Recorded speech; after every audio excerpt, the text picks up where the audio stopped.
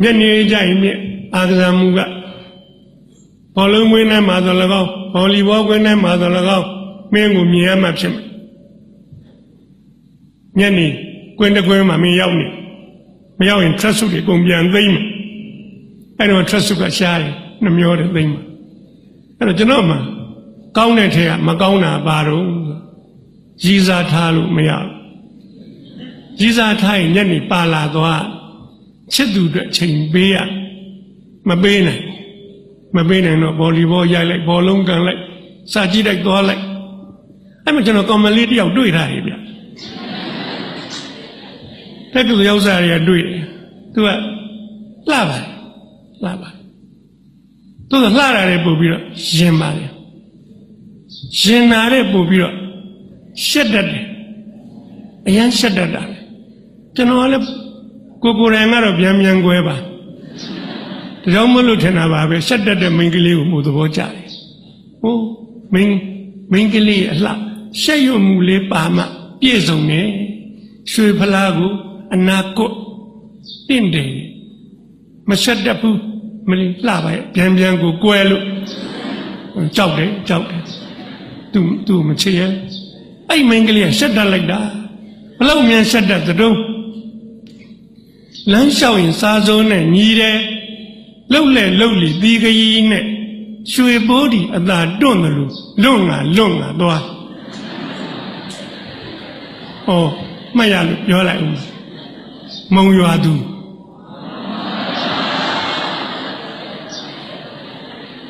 သူသိရှက်တတ်တာပဲအဲ့ဒါလေးကိုသဘောကျဘလောက်ရှက်တတ်တော့တက်ကစိုးသက်တန်းလေးနဲ့မှနှစ်ခါမှောက်လဲတယ်လဲမှာပေါ့သူ class ကူးလို့ရှိရင်စောင့်ကြည့်နေတဲ့ကောင်တွေအများကြီးခုနလိုစောက်ကလေးတွေကျွန်တော်တို့ခက်ကခုလိုအိတ်တွေပါရင်ကျူးရမင်းကလေးတွေစောက်ကလေးလိုပိုက်ပြီးတော့သွားအဲ့ဒါစတိုင်များသိလာတာခုလည်းပြန်ပိုက်ရင်ပိုက်ကြည့်ရအဲ့ဒါကိုစောင့်ကြည့်တော့လာပြီးအများကြီးခြိလန်းမုံကိုကြည့်တော့ကြည်မှန်းသိတော့သူခမညာရှက်တာပေါ့ရှက်တော့သူ့ချောင်းနဲ့သူတိုက်လဲအဲ့လိုလဲတယ်ကြားတိုင်းကျွန်တော်ကစိတ်မကောင်းတနားကိုယ်နဲ့လည်းဘာမှမဆိုင်ပါဘူးဒုတိယနေ့ကျတော့ကျွန်တော်ဘောလုံးကန်ရင်းနဲ့ဒူးပြုတ်သွားပါလေအရွတ်ကွဲထွက်သွားပြန်ကု45ရက်ပြည့်ဗော်လီဘောပြန်ရိုက်ထပ်ကွဲသွားဆေးုံပြန်ရောက်ဆံဝကုတတိယချိန်ပြန်ကွဲတော့ဆံဝပြောတယ်နောက်တစ်ခါလာရင်ဒူးကောင်းဖြတ်ပြင်းမယ်ကျွန်တော်မကစားတော့ပါဘူးဘောလုံးလက်ရွေးစင်ဗော်လီဘောလက်ရွေးစင်အော်တိုပြုတ်သွားဟိုးဆိုးတဲ့အကောင်းကဟန်ကြပြန်ပြီကြီးစားထားလို့ရပြီကျွန်တော်မင်းကလေးနဲ့တွဲတဲ့ကောင်မလေးတွေကိုမေးသူပြောပေးစမ်းပါမလေးရှက်လို့တော့သေသွားအောင်ပြောခိုင်းလို့မရဘူးဒါနဲ့ကျွန်တော်သူနဲ့တခန်းနဲ့နေတဲ့ကောင်မလေးကိုမှတ်မထင်မင်းနင့်ခန်းနံပါတ်ဘယ်လောက်တုံး1 2 3မှတ်လို့လွဲတာနော်1 2 3သိပြီသူခန်းအဲ့ဒါဆိုသူခန်းလဲအဲ့ဒါနောက်တနေ့ကစာ1 2 3ကိုကျွန်တော်စာရေးတာကျွန်တော်နေတာရွှေပြေးဆောင်ဒီဘက်ကသစ္စာဆောင်ကြားထဲမှာစာတိုက်ရှိတယ်ကျွန်တော်စာရေးပြီးတော့စာတိုက်ကိုသွားထက်စာတိုက်ကလူတွေကသစ္စာဆောင်ဖို့3ရက်ကြာတယ်စာတိုက်ထုံးစံမယ်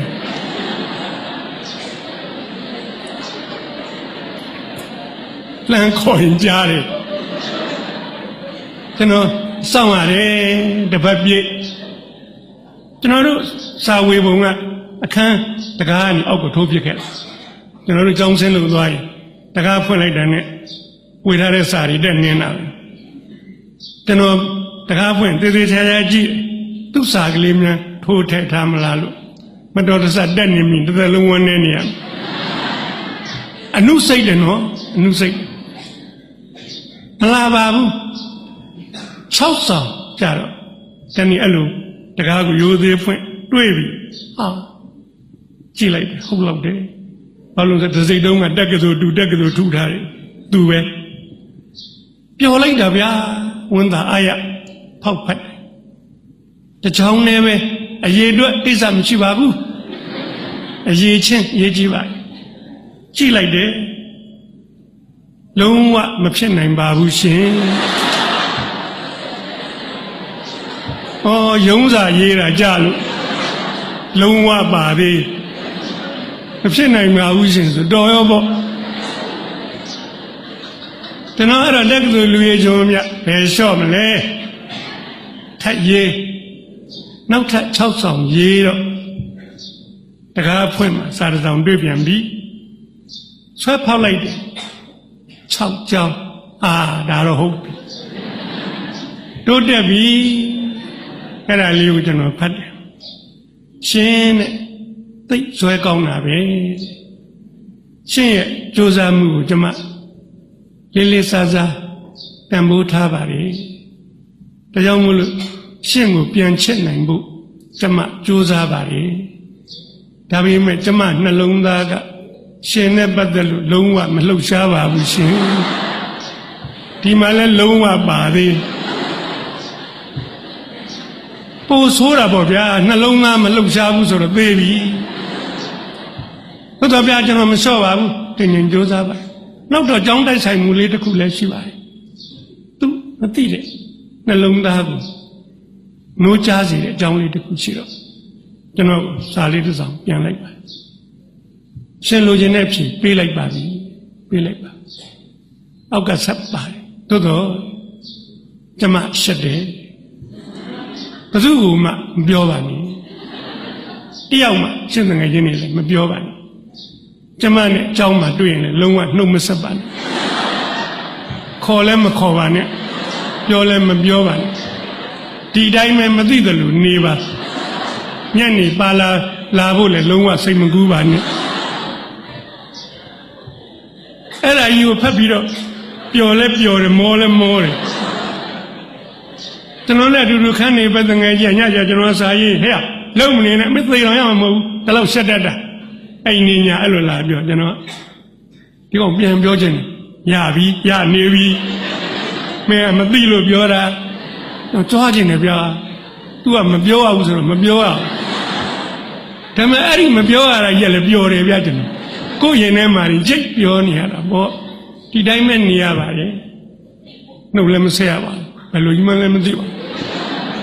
နောက်ဆုံးနေ့ရောက်တဲ့ခါကျတော့နောက်ဆုံးနေ့ရောက်ငါတို့ခွဲခွာရတော့မယ်သူများချက်သူတွေလို့တွေ့ချင်ပါလေတွေ့ခွင့်ပေးပါဒါလေးပြောနေအကြောင်းရှိတယ်နော်ဒါတို့သမီးတို့အကြောင်းရှိတယ်သက်ကြီးမှ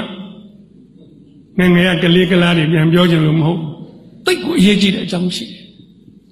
ဗလန်တိုင်းဒေးချစ်သူများနေ့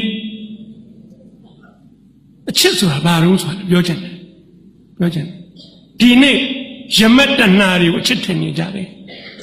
အဲ့ယမတ်တဏှာတွေတဏှာကိစ္စယမတ်ကိစ္စပြီးတာနဲ့ဘာမှမကြံတော့ကြံဖုတ်ဖက်ခါထားပါအချစ်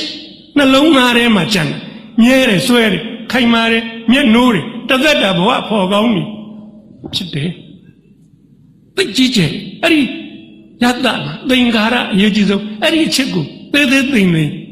မမှတ်ယူသင်ဘူးလို့ပြောချင်တယ်ဒီတော့ကျွန်တော်သူ့ကိုခွင့်တောင်းတယ်တနေ့လောက်တွေ့ချင်ပါလေစာလေးပြန်လာ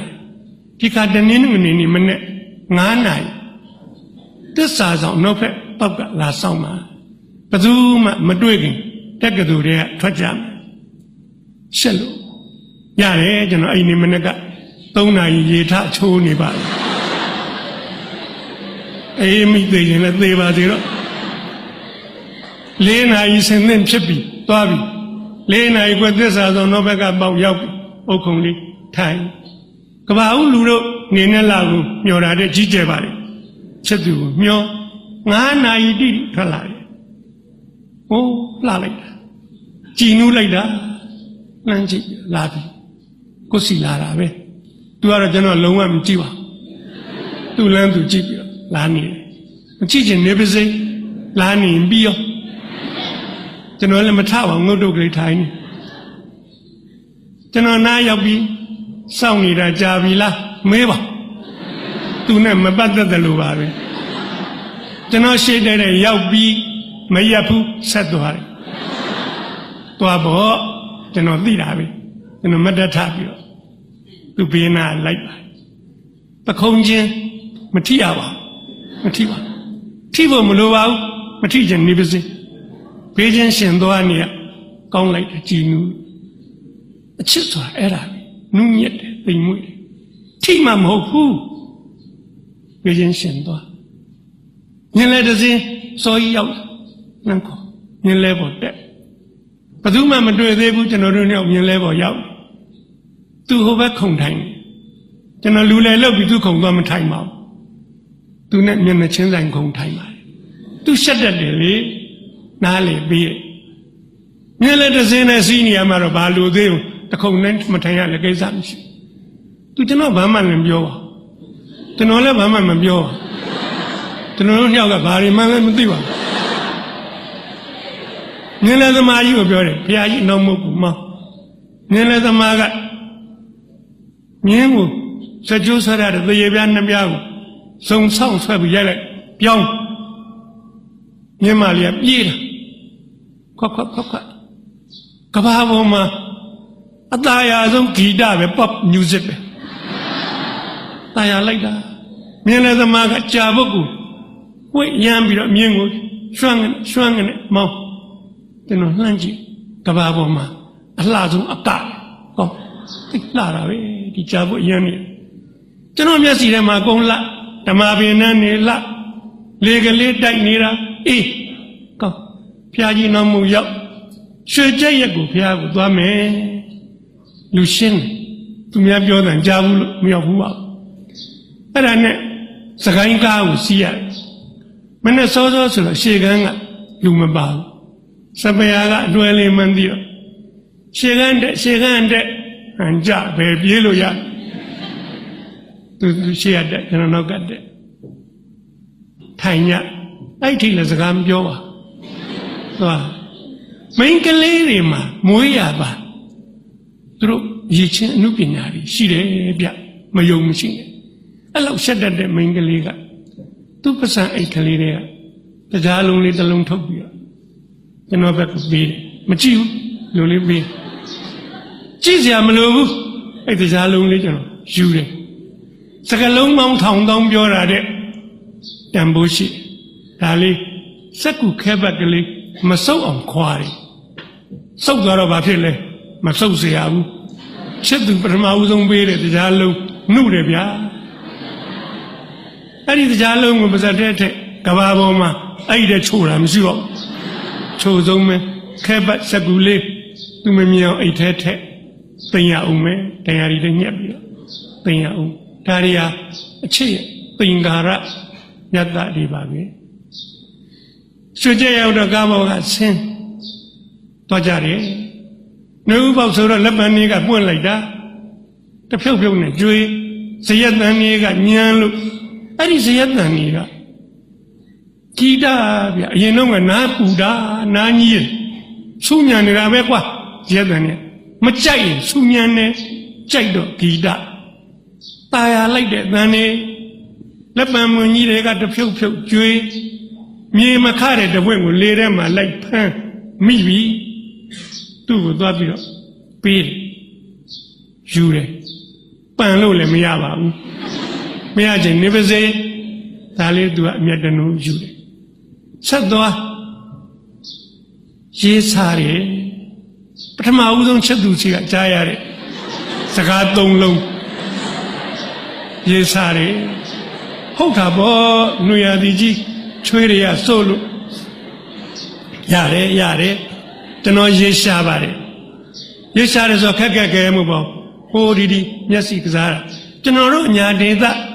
ရွာဆက်ဝေးရင်ရေအိုးစင်တယ်ရေအိုးစင်ရှိမှာပဲတွေ့ပြီဟိုမှာတက်ကလေးမိုးလေးရေအိုးလေးကစိတ်အေးလို့သသားပြားလေးဖုံးပေါ်မှာရေမှုတ်ကလေးတင်ထားခွက်မုံရေမှုတ်ကလည်းရေကြီးတက်တော့စိတ်ဆိုးအဲ့ဒီခက်ကရေတန်ဘူးခက်မဟုတ်ဘူးဘီဘိုးလည်းမသိဘူးစီဘိုးလည်းမသိဘူးဟိုမှာတွေ့သူခေါ်သွားရေမုတ်ကလေးနဲ့တမုတ်ပြစ်ခတ်သူ့ပေးပါတယ် နောက်ထပ်မိန်းကလေးများရဲ့မွေးရပါအနုပညာတွေ့ရပြန်ပြီအဲ့ဒီဆက်တက်သောမိန်းကလေးကကျွန်တော်ပေးတဲ့ရေတမှုတောက်တယ်တဝက်ပုံအောင်တောက်တယ်တဝက်ခြံထားတယ်ကြံတဲ့တဝက်ကျွန်တော်ပေးတယ်ဒီပဲကတော့သူ့ကိုမယုံရင်သူတောက်ပြီးကြံတဲ့တဝက်တောက်ပါဟာဘယ်ယုံလိမ့်အဲ့ဒီရေတဝက်ကိုအောင်တောက်ရုံနဲ့မကောက်ရေမှုတ်တော့ဝါစားခြင်းသေးတောက်တယ်ကုံတော့ကျွန်တော်လည်းမဝသေးပါဘူးသူလည်းမဝသေးပါဘူးကျွန်တော်သိပါနောက်တစ်မုတ်ထပ်ခတ်ကျွန်တော်တဝက်တောက်ကျန်တဲ့တဝက်သူ့ပေးကျွန်တော်နောက်လိုက်သူတောက်တယ်သူလည်းမယုံပါဘူးကဘာပေါ်မှာနော်တန်ဖိုးကြီးဆုံးရေနှမုတ်ပါပဲချောကလက်မစ်ရှိတ်ဘာညာသွားစမ်းဘာသာကျွန်တော်တို့ရေနှမုတ်နဲ့မလဲနိုင်အချစ်ရဲ့သင်္ကာရရတ္တရဲ့သင်္ကေတတွေပါပဲအဲ့ဒီဟာတွေကနှလုံးသားမှာတသက်မမေ့ပါသူနဲ့ကျွန်တော်နဲ့အခုဒီနေ့ဗလန်တိုင်းဒေးမှာလူတွေကချောကလက်ပေးတယ်အဲ့ဒီရင်ကျိမ်းမှုကိုကျွန်တော်သဘောကျတယ်ချောကလက်ကချိုးတဲ့ထဲမှာခါတာလေးပါစိတ်နာလေးပါစေးထမ်းနေကညိကျွေးတဲ့ကောင်တော်လိုက်တာအဲ့ချောကလက်ပေးချစ်သူကိုပေးချောကလက်ကလေးစားတို့တော့သားတို့သမီးတို့တတိပေးပြသူစဉ်သမီးတို့ဒီနေ့ကာလမှာအချစ်တင်ကြတဲ့ချောကလက်တွေမရိုးသားတော့ရုပ်မှာကုန်ပြီအဲ့ဒီချောကလက်ထဲမှာလိန်စိတ်ကြွဈေးတွေထည့်ထားအဲ့ဒါစားမြင်တော့ငါပါမော့လိန်စိတ်ကြွပြီဆိုပါစို့တဏှာမှာခေါ်သွားမယ်အဲ့ဒီသာတစ်ခုကိုခေါ်သွားမယ်အဲ့ဒီသာတစ်ခုကိစ္စမှာလိန်ကိစ္စတွေဖြည့်ရှင်းကြမယ်ဖြည့်ရှင်းကြလိမ့်ယမက်တဏှာကိစ္စတွေပြီးသွားပြီဘာကြံတော့ဘာမှမကြံဘူးကျွန်တော်တို့ရေနှမုတ်ကအသက်ထက်ဆုံးလွမ်းနေကြံတယ်အဲ့နောက်တော့ရွှေကျက်ရဲ့ရောက်သူကချမ်းသာကျွန်တော်တငယ်ချင်းတယောက်စရင်ကောက်တာတလားတီတီပြည့်ပြီးလုံကြီးနဲ့အင်ကြီးမထပ်သေးဘူးကျွန်တော်ကဆင်းရဲတယ်အစိုးနှစ်ထည်ပဲရှိဆန့်ကျင်ဘက်ကွာအဲ့နေကသူကကျွန်တော်ပြောတယ်ဒီနေ့ဒီပစိုးဝက်လာမယ်ထင်သားပဲနေတိုင်းသူတွေ့နေပဲကျွန်တော်ပြန်ပြောတယ်မထင်စရာပါရှိလေမနေ့ကဟိုပစိုးဆိုတော့ဒီနေ့ဒီပစိုးပေါ့ကွာမိမိပါတွေကသဘောတူပါမလားကျွန်တော်မေးသူကပြန်ပြောတယ်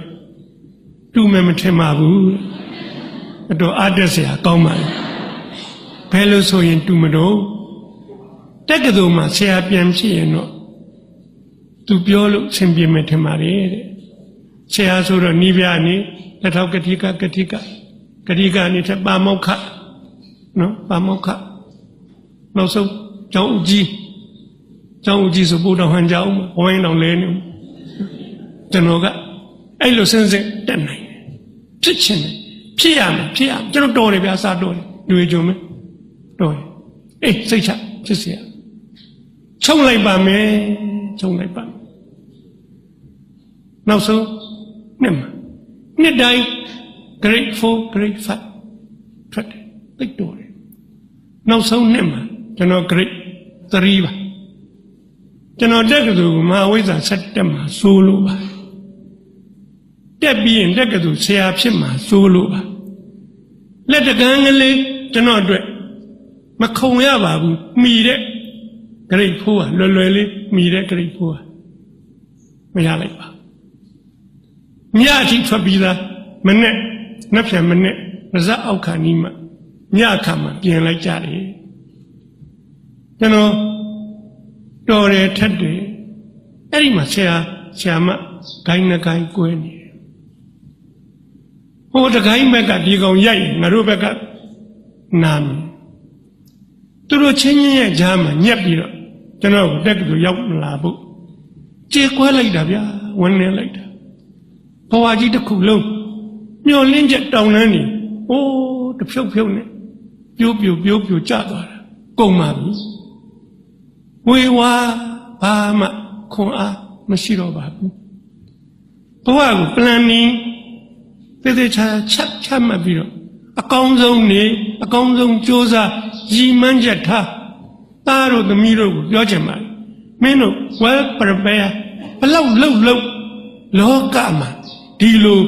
တစ်ချက်တည်းဖြတ်ရိုက်ချလိုက်တာမျိုးတွေကြုံရတတ်ပါတယ်ကြုံရတတ်ပါအတိတ်ကံလို့ပြောရင်လည်းရပါတယ်ဆရာကိုတိုင်မှာပြောကြပါတယ်တိုင်ရင်ပါမောက္ခအစဒုက္ခရောက်ပါလေအဲ့လိုလှုပ်ချင်တဲ့အထဲပါမောက္ခမပါပါဘူးမပါတဲ့ကျွန်တော်ဆရာကြီးကစအရင်ဆုံးဒုက္ခရောက်မလှုပ်တော့ပါလှုပ်တော့ပါအဲ့ဒီမှာသားတို့သမီးတို့ပြောချင်ပါတယ်ကျွန်တော်ချစ်သူနဲ့လည်းဝေးပြီပေါ့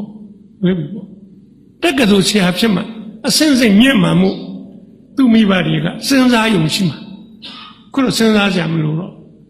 ထက်တန်းပြတော့မဟုတ်ဘူးကျွန်တော်ရှောက်တော့တိုင်းပညာဝန်ကလူရည်ကြုံဖြစ်တယ်กว่าဆိုပြီးတော့မှဖေဖော်ဝါရီလပညာသင်နှစ်ကုန်ငံနီးမှာကျွန်တော်အလယ်တန်းပြဆရာခန့်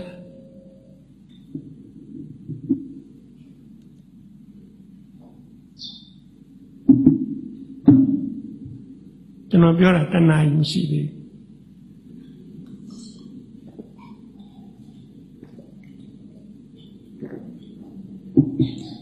နောက်ထပ်15မိနစ်လောက်ပေါ့နော်အဲ့တော့ကျွန်တော်ကြောင်မီးဆိုတဲ့ရွာကလေးကိုသွားရမန္တလေးနာကအလေရန်ပြနဲ့သွားရသားတို့သမီးတို့ကိုပြောချင်မှာငါဘွားတော့သွားပါပြီကွာရေစုံမျောပါပြီကွာဘာမှလည်းဖြစ်တော့ပါဘူးကွာလောကကြီးကဘယ်လိုလုပ်လို့ကောင်းအောင်ဘယ်လိုလုပ်လို့ကောင်းအောင်ဘယ်လိုကြိုးစားလကားပဲကွာလောကကြီးကိုစိတ်နာတယ်လူတွေကိုစိတ်နာတယ်ဘဝကိုစိတ်နာတယ်သွားသမ်းမှာကွာလာခဲ့စမ်းအရက်ပလင်းဆွဲထဲ့ကွာတော့အဲ့လိုချိန်မှာမြောက်ပေးမဲ့ကောင်တွေလည်းအများကြီးချစ်တယ်လူနဲ့သိအောင်လုံးမဲ့ကောင်တွေဟဲ့စဉ်းစားမလို့တော့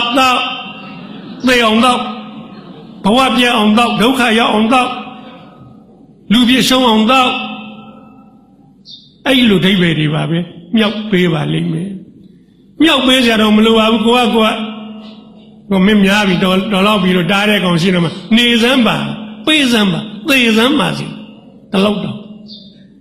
အဲ့လိုလုပ်ပြီးတော့ဘဝလက်မြောက်ရှုံးပြီးသားတို့သမီးတို့သူတင်သားတို့ဘယ်တော့မှမင်းတို့ဘဝကိုရှုံးမပေးနဲ့လောကရန်ကစိန်ခေါ်နေပြီအဲ့ဒါယောက်ျားကောင်းငါဘဝကိုကောင်းစွာတိဆောက်ဆက်ရက်လုံးဝမတော့ပါလာပြီဆက်ဆက်လိုက်ကိုမြင့်မကိုအားကြတဲ့ချစ်တဲ့ဆရာဝန်ဖြစ်မှအများကြိုးလုံးနိုင်တယ်လားကွကျောင်းဆရာပိုးတောင်လုံးနိုင်နေတယ်ကွအဲ့ဒီကြွာကလေးကိုချစ်မယ်ကွရွာသူရွာသားတွေကိုချစ်မယ်ကွငါတပည့်ဖြစ်မယ်ကလေးတွေချစ်မယ်ကွငါကောင်းဆုံးလုံးမယ်ကွသွားပြီကျောင်းကလေးဝင်လိုက်တော့တာပုံပေါ်မှာဖေဖော်ဝါရီလတပေါင်းလက်ပံမွင်ကြီးရဲဝက်စိတ်အားတင်းပြီးကျောင်းကလေးစီသွားရင်လက်ပံမင်းမြင်တော့ရေးထဲမှာဒီကောင်လည်းလာလို့လွမ်းတာ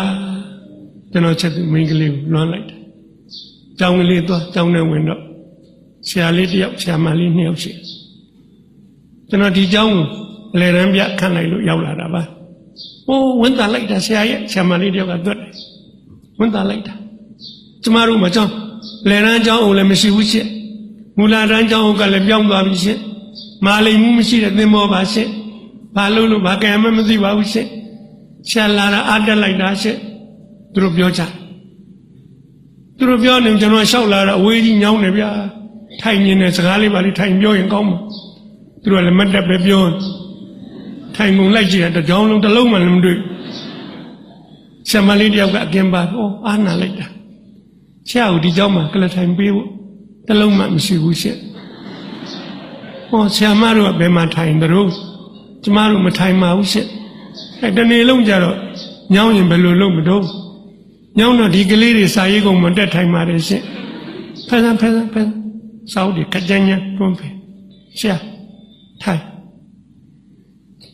ကျောင်းဆရာကျောင်းမှာကျောင်းဆရာဒီမြေကြီးကျောင်းကျောင်းမှာတပည့်တို့စာရေးကိုမတက်မထိုင်ရလို့ကျွန်တော်သိထားတယ်ဟောမထိုင်တော့ပါဘူးကဲလို့ဆိုရင်တော့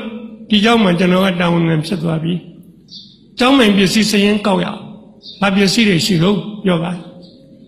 ဆရာလေးကပြောတယ်ဘာပစ္စည်းမှမရှိပါဘူးအေးလေဒါဆိုတော့လည်းစရင်ရှင်းတာပေါ့စရင်မရှုပ်တော့လမ်းကြည့်တော့ဟိုနားမှာဘီယိုပူလေးရှိတယ်မွဲ66အဲ့ဒီဘီယိုလေးအဲ့ဒါလေးတော့ရှိပါတယ်အဲ့ထက်မှဘာရှိဘာမှမရှိပါဘူးကျွန်တော်သွားကြည့်တယ်ဖွင့်ကြည့်ရှိတယ်မြေပြူဘူးအခွန်တစ်ခုရှိတယ်အဲ့ဒီမြေပြူဘူးခွန်ထဲမှာအိမ်မြောင်ဥလောက်ရှိတယ်မြေပြူခဲလေး၄လုံးရှိတယ်ကျွန်တော်သိတာမြေပြူခဲအချောင်းအဲ့ဒီကျောင်းမှာအလုံးဒါလေးတွေကဘာလို့ပို့ထားတာတော့ဆာမလေးတယောက်ကဖြေတယ်မရေးမဖြစ်ရေးဖို့လို့ရင်ရေးအောင်သိမ်းထားတာအဲ့ဒီကြောင့်ဘလောက်ချမ်းသာအဖြစ်ဒက်စတာရှိလားရေးမှမရေးပဲနဲ့ဖြတ်เสียမလိုပါဘူးဟောသူကလည်းသူတော့ရှင်းလို့ကျောင်းပဲချိန်တက်တော့ကျမတို့မန္တလေးကလာတာရောက်တဲ့ချိန်တက်တာပါပဲကျောင်းပဲချိန်ဆင်းတော့ညနေပြန်ညနေချိန်ဆင်းလိုက်တာပါပဲဟောဒါတော့အဲ့လိုမလုပ်ပါနဲ့နှစ်ဖြင့်ငါစ9နိုင်တက်အောင်3နိုင်ဆင်းအောင်ကျွန်တော်စိတ်မကောင်းတာကကလေးတွေလှမ်းကြည့်တော့ဆက်ဖွဲပြာတွေပေါ်မှာထိုင်နေတယ်ရှေ့ကစာရေးကုံကလေးတစ်ပေလောက်မြင့်နေ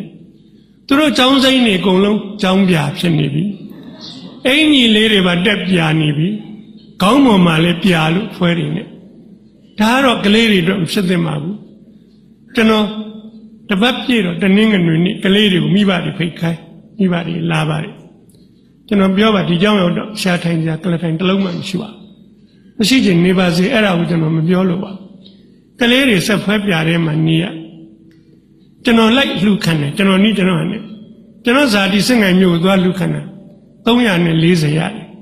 ရွှေတကြသား200ခက်ကပသိမ်ကြီးเจ้าကိုကျွန်တော်သွားလှူခံတာအဲ့ဒီက290ရ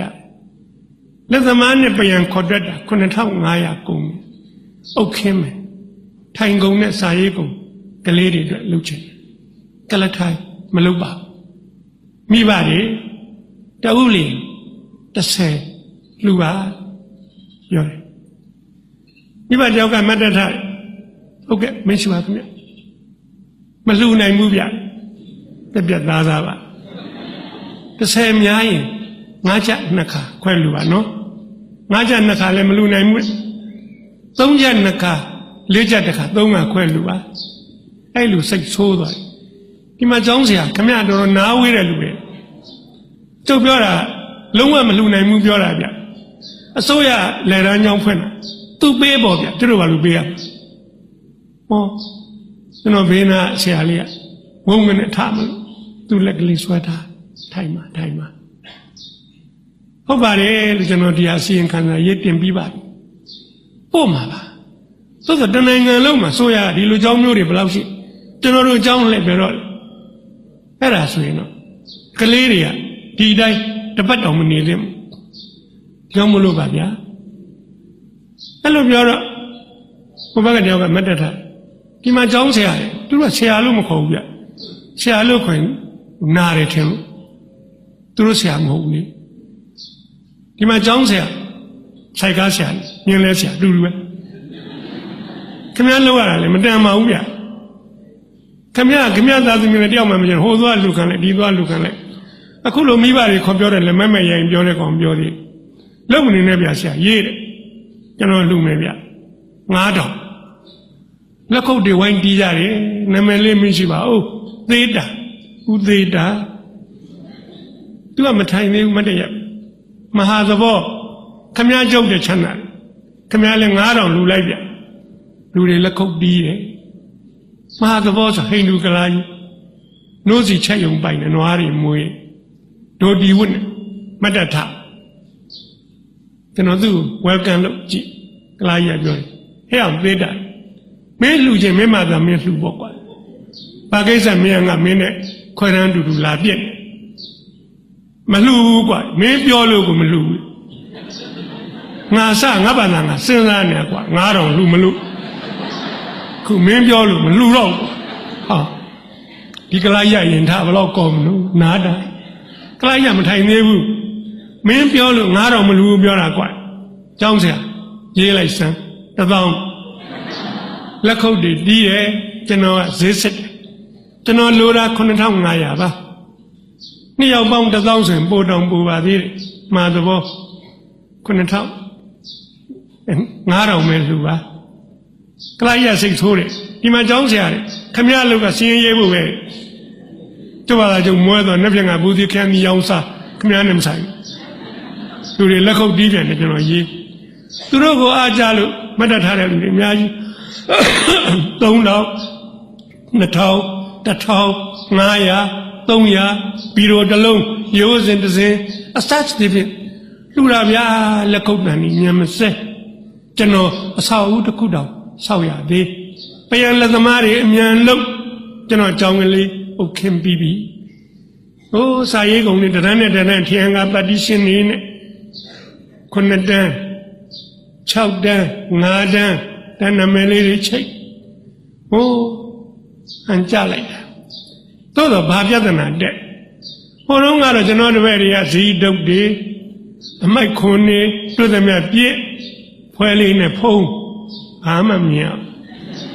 ก็เราไม่ได้ดิ้นจันลูกยาตาเราตัวมีรู้ลูเรลัยมีมาเกามุกว่าจะนอนกันเดี๋ยวสีเลยไม่ได้เดี๋ยวสีเลยดีกว่าแต่ท่านจะชอบทำไป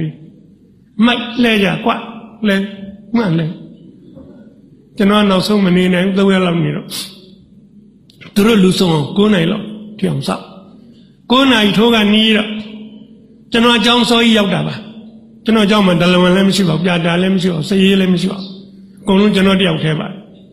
ก้าวนี่ลุกดิกงจะนอนอย่างลุกอะไรลุกดิมีอะไรก้าวนี่ก้าวกูมาพอในเลยก้าวมันล้วนเนาะอ้ายล้วนลุนลุมันล้วนใหญ่บีเนี่ยจะรู้จีเรนส่วนนี้ไอ้ขานี้มาจะนอนฟูฟ้าเองมาจะนอนไอ้ยาลิบเนี่ยไอ้ถ้าเราไอ้มาเบียวกันตาล้วนแต่เนี่ยลงปันเนาะจะมันล้วนแล้วไอ้เบียวตัวအဲ့တော့ကျွန်တော်เจ้าကိုစောရောက်မလုပ်ဘူးကျွန်တော်9နိုင်ထိုးကနေဒီကောင်နေစုံပြီးဆုံးမှ9တန်းငန်းကတပြက်စီကိုယူတယ်9တန်းနဲ့မိုက်တယ်လဲလာလက်ပိုက်ကြည့်နေကြတယ်ပေးပေးဆရာကျမလဲမယ်ကျွန်တော်လဲမယ်တောင်းဝိုင်းကြည့်လဲ9တန်းကမိုက်တယ်ကုန်လဲပြီးတော့6တန်းကောင်နေလာဆောက်ဆရာကျွန်တော်တို့ခန်းလာမယ်သိပါတယ်ခုလာပါငါးတန်းလဲပြီးကျွန်တော်6တန်းကိုလဲပိုက်ကြည့်ကောင်းတယ်ကြည့်ကောင်း6တန်းပြီးကနေတော့9တန်းကောင်နေလာပြီဆရာ9တန်းအေးပါသိပါတယ်9တန်းလဲနောက်တနေ့လဲကျွန်တော်အဲ့လိုပဲလဲဒီကောင်နေလိုက်ကြည့်ကျွန်တော်တပည့်လေးတွေဘယ်လောက်များချစ်ဖို့ကောင်းတယ်လေ3ရက်မြောက်နေ့မှာတပြက်စီတစ်ချောင်းကိုလူတယောက်ကင်ထားချစ်ပါအောင်ဆုပ်တာအစောကြီးလာဥထားသူကလည်းမလဲဆရာမလာသေးလို့ဆရာမြင်စိတ်ခြင်းနဲ့မြင်စိတ်ဆရာမြင်မှလဲကျန်တဲ့ကောင်တွေကတပြက်စီလာတော့မရအောင်ပဲကျွန်တော်လည်းရောက်ပြီလှမ်းကြည့်တော့ဒီကောင်လှဲတော့တာကျောင်းဆရာဘယ်တော့လှုပ်ရှုပ်ကလေးတို့ကိုချီးမွမ်းမှုမပြတ်ကွက်ပါနဲ့ဒီနေ့တပည့်ဆရာမလဲရဘူးလားကွာလဲရမင်းလဲမှာလားကွာဟုတ်တယ်လိမ်မာလိုက်တာငါတပည့်ရပခုံးကလေးပုတ်တိတ်နှစ်သက်တာပဲသူနှစ်သက်တယ်နော်ချီးမွမ်းတာသဘောကျ6တန်းကကောင်ကလည်းလှမ်းကြည့်လဲနေပြီအဲ့ဒီကောင်သွားပခုံးပုတ်9တန်းကောင်သွားပခုံးပုတ်လဲကြကလေးချီးမွမ်းရင်လိမ်မာတယ်ကလေးမှုလူကြီးတောင်လိမ်ချီးမွမ်းတာကြိုက်တယ်ကျွန်တော်ချီးမွမ်းတာကြိုက်တယ်ဘယ်သူမှကျွန်တော်မချီးမွမ်းတာကြိုက်ရင်ကျွန်တော်မိမပြောရတယ်ငါလည်းဘယ်သူမှလည်းမချီးမွမ်းကြဘူးမိမဟုတ်ပါရဲ့ငါ့ကိုကြာတော်လိုက်တာနော်ဘာမှမဆိုင်6တိုက်ကြီးပဲအဲ့ဒါကြီးဘာမှမဆိုင်ဘူးဆိုပြီးတော့မြန်သဘောမကျဘူးမထင်ကြတယ်ကျွန်တော်ပြုံးလို့သဘောကျလူချီးမွမ်းတာကြိုက်တယ် နောက်တော့ကျွန်တော်ကစိတ်ကူးရတယ်ဗျအမိုက်ပုံးလေးတွေဝယ်တရန်တပုံလိုက်ချတပည့်တို့မင်းတို့အမိုက်တွေလဲတယ်ဆိုအမိုက်တွေတွေ့ကြချတာကိုကွာဟောဒီပုံလေးတွေထဲကွာလဲတော့နည်းနည်းပဲချက်မှာပေါ့ကွာထဲလဲတော့လဲတယ်အမိုက်တော့တွေ့ရပြည့်ကျွန်တော်ကနောက်တော့ဒီကောင်ကြီးမြင်တဲ့ချိန်အဲ့ဒီမိုက်တွေလိုက်ကောက်မိုက်ပုံးတွေထဲနေတိုင်းကောက်လမ်းကြည့်3 ရက်မြောက်နေ့မှာဒီကောင်ကြီးလှုပ်ပြန်ကျွန်တော်အကြောင်းနဲ့ဝင်သွားတာနဲ့အမိုက်တစားကိုလူတယောက်ရက်ဆောက်မကောက်ဘူးကောက်ဒီပြန်ကောင်းတယ်လားမလုပ်နဲ့မကောင်းနဲ့သူမိုက်သူမှတ်ပုံတင်ထားတယ်သူမိုက်ကျွန်တော်လာတာမြင်မှလှမ်းကြည့်သေးတယ်ကောက်တော့ထက်ငါတပည့်အမိုက်ကောက်နေလားကွာဟုတ်တယ်ဆရာလိမ္မာတယ်ကွာနောက်တော့ကျွန်တော်တပည့်လေးတွေကျွန်တော်မြင်မမြင်အမိုက်တွေကောက်ကြပါတယ်ဒီကြောင့်လုံးကိုရှင်းလို့ကျွန်တော်ကြည့်မကြည့်အမိုက်တွေလက်ကြပါချစ်ဖို့ကောင်းလိုက်တာချစ်ဖို့ကောင်းလိုက်နွားလဲလန်းကိုကျွန်တော်လျှောက်လာရင်အိမ်တဲ့ရဲ့လမ်းអော်အိမ်ကဆရာကြီးကျွန်တော်သက်29နှစ်ပါဗျာလို့ထူပါတယ်နောက်တိမ်ရှိရခေါ်ပြန်ပြီဆရာကြီးဗျာအိမ်ကြီးလည်းကတ်နေဗျာဆိုင်လောက်ထူတော့မောသွားဆက်တိမ်ကကောင်ဆရာကြီးမထူနားလိုက်ဦး12အိမ်ကဆရာကြီးထူ73အိမ်ဟောငါလည်းကလေးတွေခေါ်နေတာမထူပဲနဲ့သွားနေအာနာကိုကောင်းတာဗျာထူလိုက်14အိမ်15အိမ်ဆက်ထူကြောင်ရောက်သွားနေ့လေကြတော့ကလေးအမေနှစ်ယောက်ငိုးကြောင်ရောက်လာဆရာကြီးကမျက်နှာလိုက်တဲ့တော့တလန်းလုံးတော့ထူတယ်တော့ကျွတ်တို့ကလေးနှစ်ယောက်ခေါ်တာတော့မထူဘူးတော့ဟောဟုတ်တယ်မောလို့နားလိုက်မိတာပါမနေ့ဖြင့်ငါစမနာတော့ပါဘူးနော်ချစ်စရာကောင်းတယ်နော်အဲ့ဒါကလေးတွေကလောကသေးသေးဖွဲဖွဲမဟုတ်ဘူးအကြီးကျယ်ကြီးတယ်ဗျလောကအလှတရားတွေနှစ်သက်ဖို့ကောင်းတယ်ကျွန်တော်တပည့်တွေနဲ့ကျွန်တော်နဲ့ချစ်တယ်ဗျာဟိုညနေကျကျွန်တော်ဘောလုံးကန်တပည့်တွေသင်ပေးကျွန်တော်ဘောလုံးသမားတွေဒုပြုတ်ပြီမဲ့သင်နိုင်တာပေါ့တပည့်မာတွေကဆရာကြီးကမတရားဘူးကောင်းလေးတွေတော့ဘောလုံးကန်သင်ပေးတယ်သမီးတို့လည်းကစားသင်ပေးဟုတ်တာပေါ့ထုတ်စီတို့ကွင်းလေးလို့ထုတ်စီတို့မြို့နယ်တိုင်းတွေမှာကျွန်တော်ကောင်းလေးကြီးရတာကျွန်တော်သမီးတွေကြီးရတာဒီလိုနဲ့ကလေးတွေအိမ်တိုင်းရောက်ခရီးပေါက်ကျွန်တော်တပည့်တွေရှိတဲ့အိမ်တိုင်းကျွန်တော်ရောက်အောင်သွားတယ်17ရွာရှိမင်းမြို့တက်တဲ့ကြောက်ချောရွာခင်းခုတ်စားဆင်းရဲတဲ့ဆရာကြီးလာတယ်ဟဲ့ပြောကြအမေတယောက်ကငိုဆရာကြီးတပည့်ညာကျော်အိမ်မှာငိုနေတယ်ဆရာကြီးအိမ်ခေါ်ချင်တာအိမ်ကမကောင်းလို့အိမ်မဆောက်လို့ငိုနေတယ်ဖေနဲ့မေရန်လုံနေတယ်အေးတော်စုလာခုသွားကျွန်တော်တပည့်လေးမငိုရအောင်လို့လိုက်သွားသူ့အိမ်ရှိရောက်တော့ကျွန်တော်ငိုရမယ်ကိန်းပါပဲအိမ်ထဲဝင်မှု၄ဘက်ထောက်ရတော့မယ်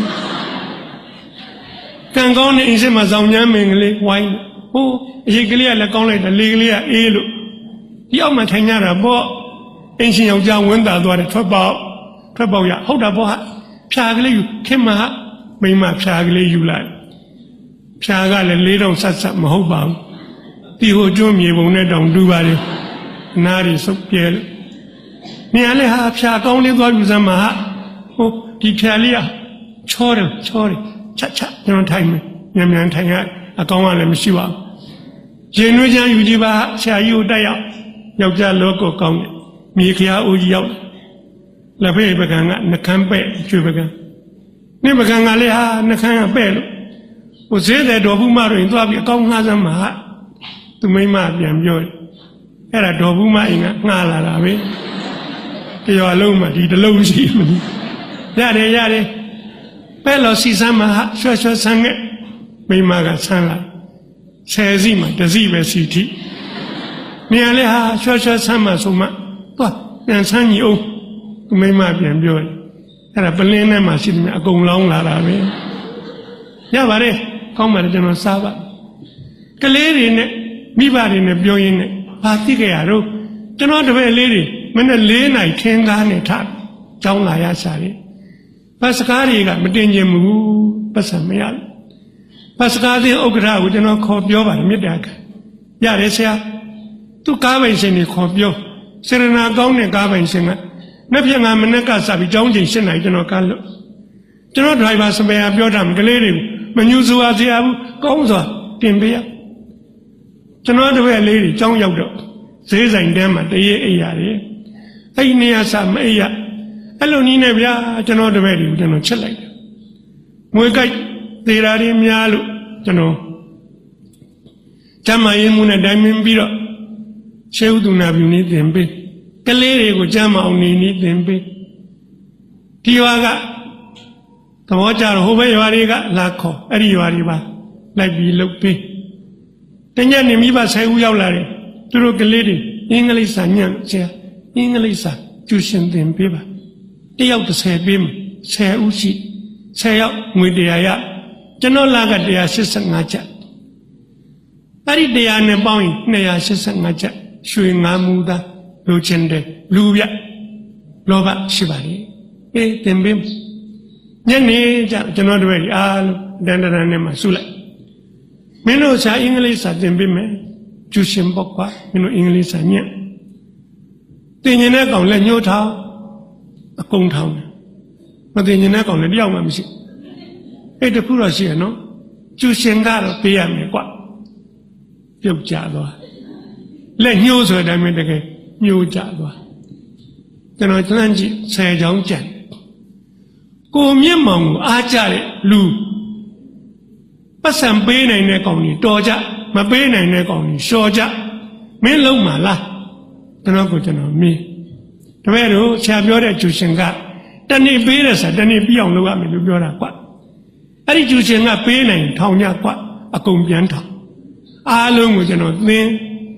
ဟိုကောင်10ယောက်ကလည်းမပေးတော့ပါမပေးရင်နေကလေးတွေအကုန်လုံးကိုသင်ပေးတညမိဘတွေနဲ့ကျွန်တော်ဆွေးနွေးနေတော့ညညကျင်ကလေးတွေက90လောက်ရှိတယ်ဗျဖိုးဖွားအိမ်ကိုလာတယ်ပုံပြောရတယ်နှစ်ပုံလောက်ပြောပြီးမှပြန်တယ်ကျွန်တော်လူပြိုပဲဗျအဲ့တုန်းကဒီရွာမှာနေတာပဲပြောနေတာပေါ့ပြီးရင်ကျွန်တော်မိဘတွေနဲ့ရွာရေးကျွန်တော်ကြောင်းကိစ္စဆွေးနွေးအဲ့လိုဆွေးနွေးနေတော့ကလေးတယောက်ရေရွှင်းကြီးတဲ့ကြဘုံကလေးတယောက်ရေရွှင်းနဲ့ကြတယ်မိဘတွေကိုကလေးကိုခေါ်ကြဖိုးကြီးရေဖိုးငယ်ရေအေးမြရေထွေးခင်ရေငါ့ကလေးတွေစုံမြက်နင်တို့ရဲ့ကလေးတွေကြည့်အောင်ဟဲ့ရှာကြအောင်ဟဲ့ဘယ်သူမှရေရွှင်းနဲ့မစင်ကိုကလေးကိုရှာကျွန်တော်ကတော့အဲ့လက်ဖက်ထဲကနေပြေးရေရွှင်းနဲ့ဆင်းရကလေးတယောက်ရချိုးတွေနဲ့ကလေးရောကျွန်တော်ဆွဲတင်ညကျမကြီးမှုရောက်လာတော့ရှေးဥဒုနာပြုနဲ့ပြုစုကျမကြီးမှုကလည်းကျွန်တော်နဲ့တော့ခင်ပါတယ်။ဒါကြိုးရကြိုးလောက်ကြကလေးမသေးပါဘူး။နောက်နေ့ကျအဲ့ဒီမှာမြောက်တက်ကလာပြီးခြံလှုပ်ရှားနေတဲ့တက်ကြကြီးအထွက်ပေါ့။တက်ကြကြီးဟောင်းယောက်ကပြောတဲ့စကားတရွာလုံးပြန့်သွားပါလေ။ကလေးတယောက်ရေရွှင်းနဲ့ကြတယ်ဆိုတော့မိဘတွေကိုကလေးကိုရှားလိုက်ကြတယ်။ဘယ်သူမှရေရွှင်းနဲ့ဆင်းဖို့မရဘူး။ကျောင်းဆရာကရေရွှင်းနဲ့ဆင်းရတယ်ဆရာကတော့ဆင်းရမှာပေါ့တရားလုံးကသူ့ကလေးကြီးကိုအဲ့ဒီစကလုံးလေးလှလိုက်တာကျွန်တော်သဘောကျကိုချီးမွမ်းလို့မဟုတ်ဘူးဆရာဆိုတဲ့ definition ပြတရားလုံးသူ့ကလေးကြီးအဲ့လိုနဲ့ဗျာကျွန်တော်ကလေးတွေကိုချစ်တယ်ကျေးဇူးတင်တယ်ဘာကြောင့်လဲသူတို့ကြောင့်မို့လို့ကျွန်တော်ချစ်သူလွမ်းရတဲ့ဝေဒနာသက်တာတွေသက်တာအများကြီးပါဗျာပြောရင်ကျွန်တော်ချိန်ငှက်ပြီးထုတ်လိုက်ပါတော့မယ်နောက်တော့ဆံမလေးနှစ်ယောက်ကခွင့်ယူငှက်ပြန်မလာဘူးခွင့်စာလေးတင်ခဲ့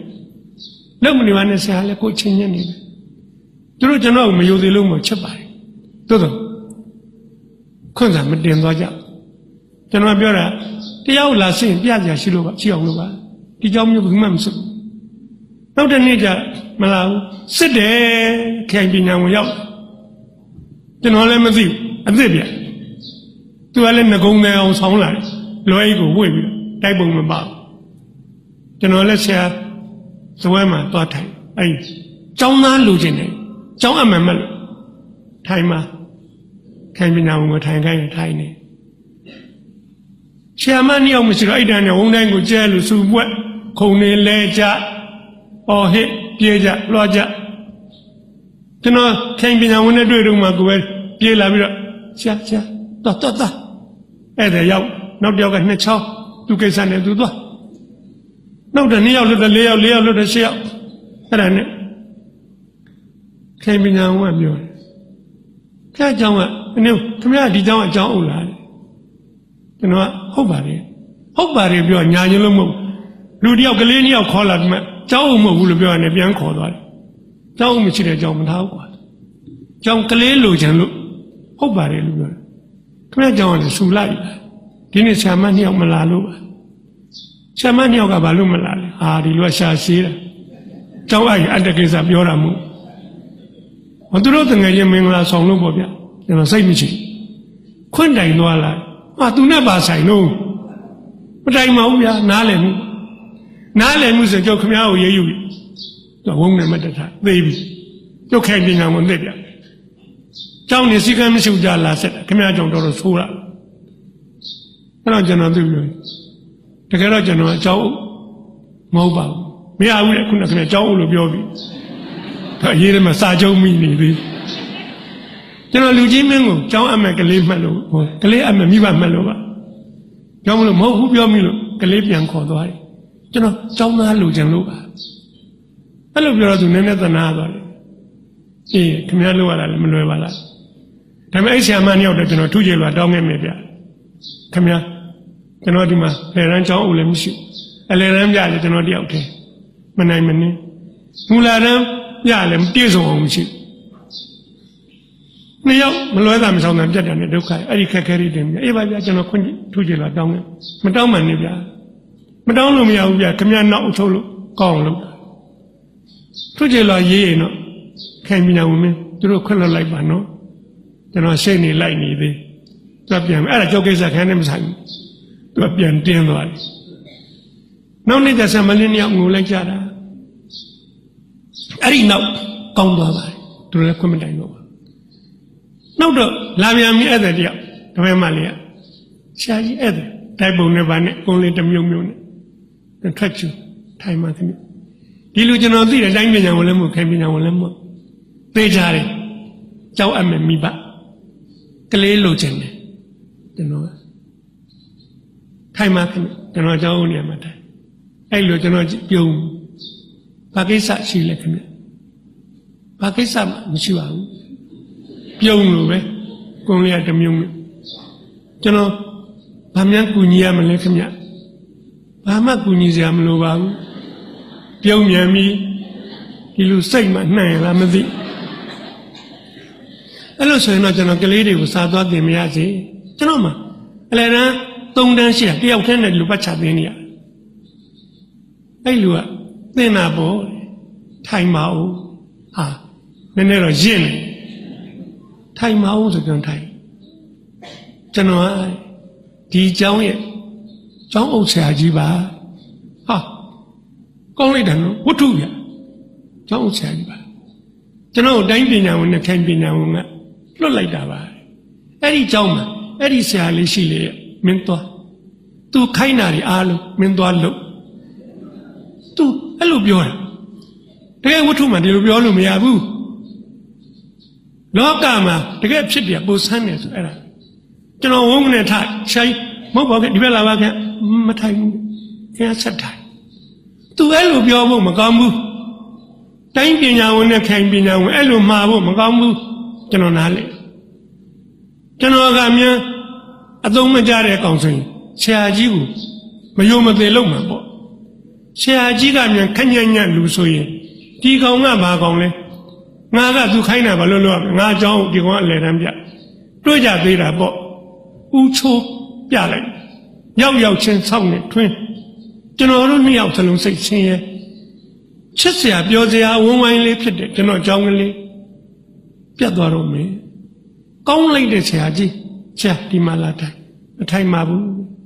ဆရာအဲ့ဒီမှာဆက်ထိုင်ပြီးတော့အခုလောက်တဲ့အတိုင်းအကုန်လောက်ပါအောင်မြင်နေဗျာကျွန်တော်ဘာလုပ်ရမလဲကူမယ်ဗျာ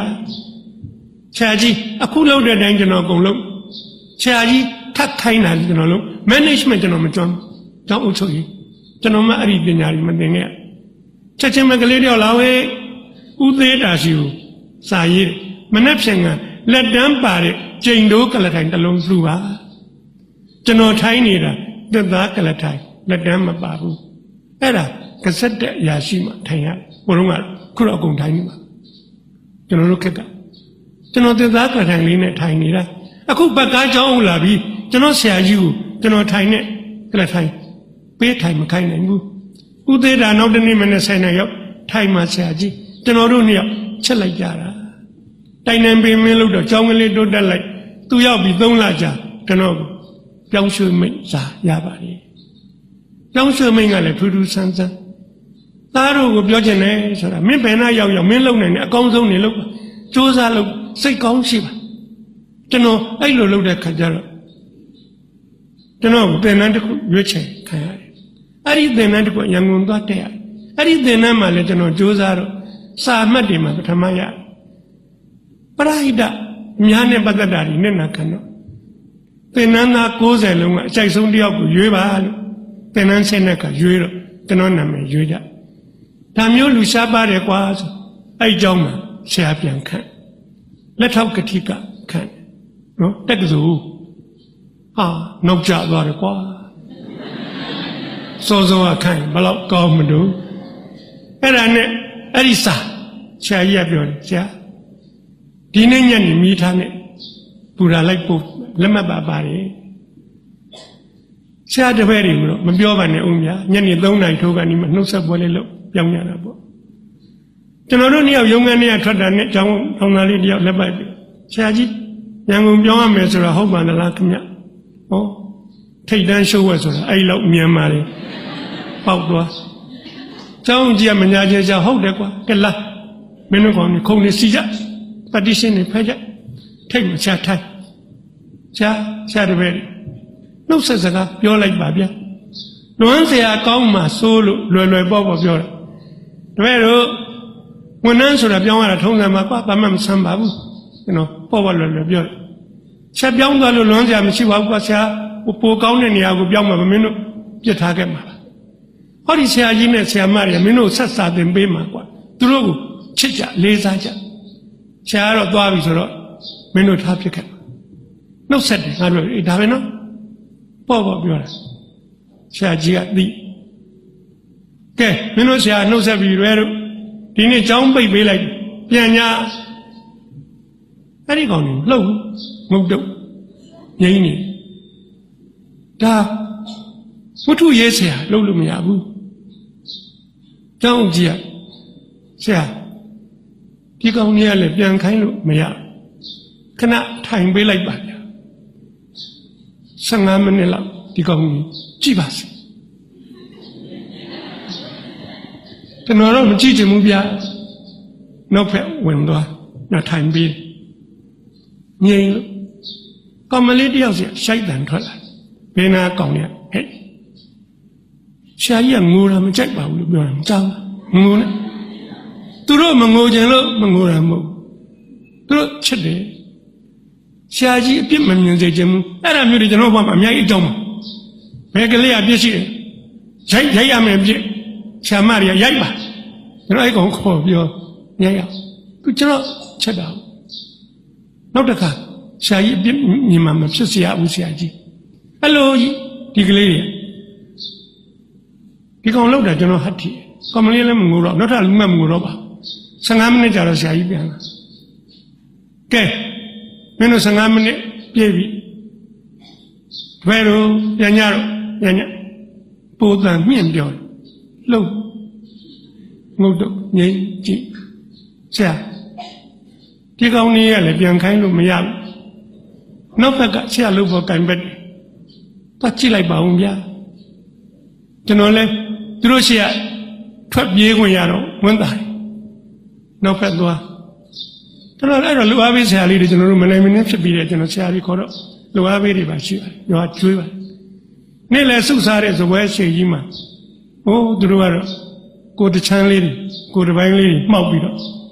အသိမ့်နေသူတွေလုံနေကြကိုလေးတွေလှုပ်ကျွန်တော်ဆရာလေးသူ့ကြောလေးကပိုလှုပ်ပါတယ် ကျွန်တော်ခန့်ထားတဲ့ဒလဝန်ကြီးဟိုးတောက်မှာအုတ်ခင်းပေါ်မှာဖင်ချထိုင်ကျောင်းဘက်ဆေးလေးကြီးကိုတအားကုန်စုပ်ဖွာနေဘလောက်ဖွာလို့မီးတွေထားတောက်မငိုအောင်လို့ကြိုးစားနေမိတွေတောက်လို့ပါဝါမျက်ရည်တွေကကျအဲ့ဒါကိုပစိုးနာလေးနဲ့တုပ်သူ့ကြာကြာကြည့်ရင်ကိုငိုမိနိုင်တယ်ကိုထုတ်တဲ့အမိတ်ကြည့်ချင်ပြန်ထွက်လာပရင်းမောက်တိုင်းမှာသားတယ်မိတွေရွာတွေကပြေးလာကြတယ်ကလေးတွေကရစ်ချခွင်ချီလို့ဈေးဆိုင်တန်းကပေါက်ကြတယ်တပေါက်ကို3ယောက်နှုတ်နေရာယူပြီးတော့အောငိုကြတယ်ကျွန်တော်ကောင်တွေလှဲ့ကြည့်ကောင်းတယ်ငိုပါစေသူတို့ကငါတို့ကိုစားငိုခွင့်ရှိတယ်ငါတို့ကငိုခွင့်မရှိငိုကျွန်တော်တပည့်တွေကြည့်တော့ဒီသူတို့အမေတွေငိုတာကိုသဘောတွေကျချိန်ကညနေ3နာရီထိုးကနေဘာလို့မှလည်းမသိတော့အဲ့လိုတော့မှမော်တော်ကားဘတ်စကားတွေအဲ့ဒီကဘတ်စကားတွေရှိတယ်မန္တလေးနဲ့7မိုင်ဝေးတော့ဝေါကနေကြောင်းရှိဆိုင်ရွာလူကြီးလာတပည့်တို့ဆရာကိုပူရာပို့ရတော့မင်းတို့ကလည်းပြန်ခိုင်းလို့မရဒါတို့သမီးတို့ကုန်ကားပေါ်တက်မင်းတို့ကလိုက်ဖို့ကျွန်တော်ကောင်နေဝေါပြည့်တက်မြန်လိုက်တာမြောက်တွေကြတယ်ကားတွေဘယ်သူမှတင်မပေးရဘူး6ဆင်းပြည့်ကားပေါ်ရောက်တဲ့ဒီကောင်တွေလောက်ပြန်ငိမ့်သားတယ်မေတွေငိုပြီးပြေးပြီးဘာလို့တာလို့အိမ်ရှိကနေစီးကြုံငိုမယ်အဲ့ဒါနဲ့ကျွန်တော်တို့ကားရကြီးရွာလေလမ်းဖြတ်ငိုပြီးတော့နှုတ်ဆက်ကြပါလေနှုတ်ဖို့ကိုင်းဘက်ရွာလူကြီးတွေပြေးတက်ကြကျမကြီးဆေးဘေးကန်းလျှောက်တော့ဆေးမှုပြစ်လာတဲ့သူ့မျက်နှာမှာမျက်ရည်တွေနဲ့ငိုလို့ပါပဲကလေးရင်နှစ်တုန်းကဆဲတဲ့ကာလာသားတွေတူတွေဒီကောင်တွေလည်းပြေးလာတဲ့ငိုလို့ပါပဲကာရန်ကြီးရွာကထွက်နောက်ပြင်ရောက်တော့ဘယ်ကလေးကစိတ်ကူးပေါက်တယ်မသိသူတယောက်တည်းညှဉ်းညူတယ်လို့ဆိုပါတယ်ဒီကလေးတွေနဲ့ကျွန်တော်နဲ့အလံတိုင်ကလေးပတ်လည်မှာပန်းကြံကလေးစိုက်တုံးကသင်ပေးတဲ့တခြင်းမိမိကိုယ်ကိုကောင်းအောင်ကြိုးစားမည်မိမိတန်းကိုကောင်းအောင်ကြိုးစားမည်မိမိကြောင်းကိုကောင်းအောင်ကြိုးစားမည်မိမိတိုင်းပြည်အတွက်ကောင်းအောင်ကြိုးစားမည်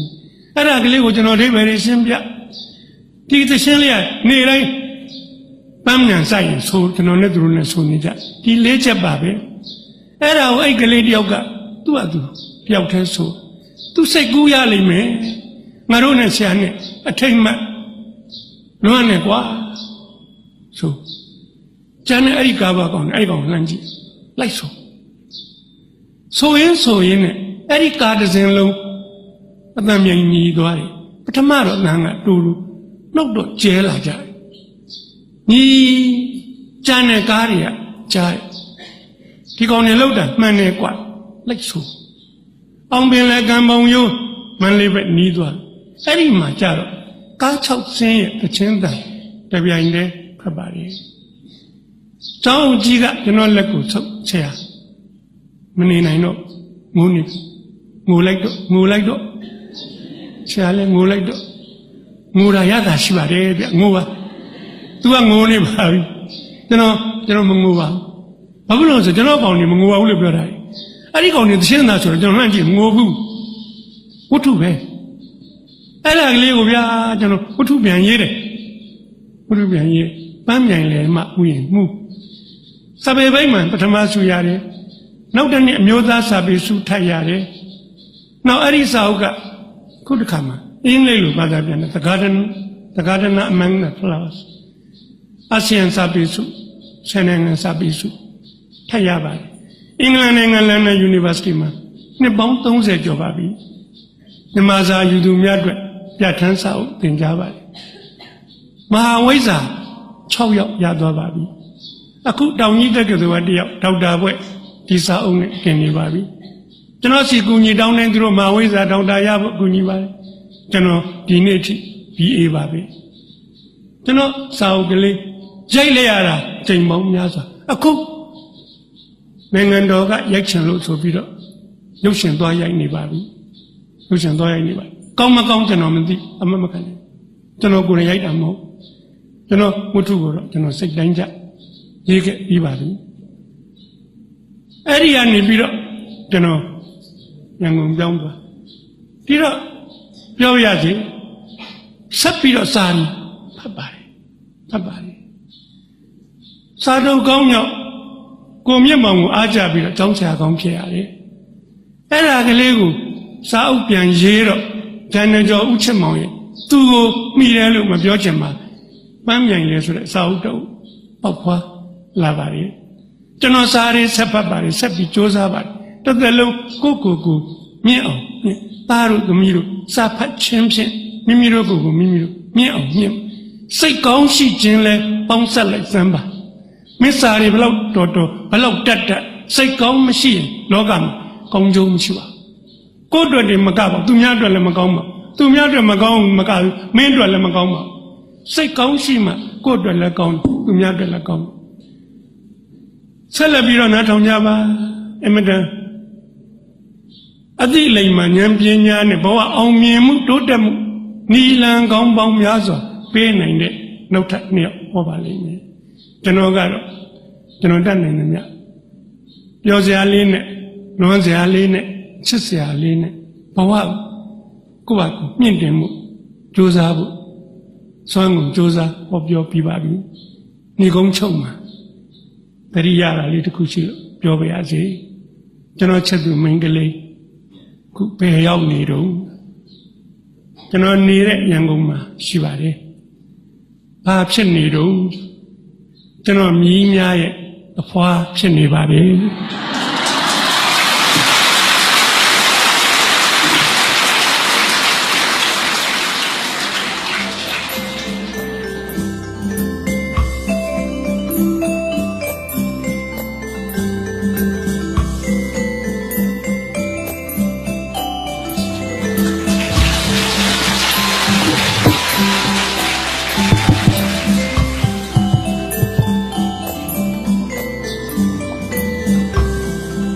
မြစ်တာလက်ဆောင်ပေးရပေးပါတော့ဒေါက်တာနွေနွေအားထူးပင်ကျေးဇူးတင်ရှိပါတယ်ရှင်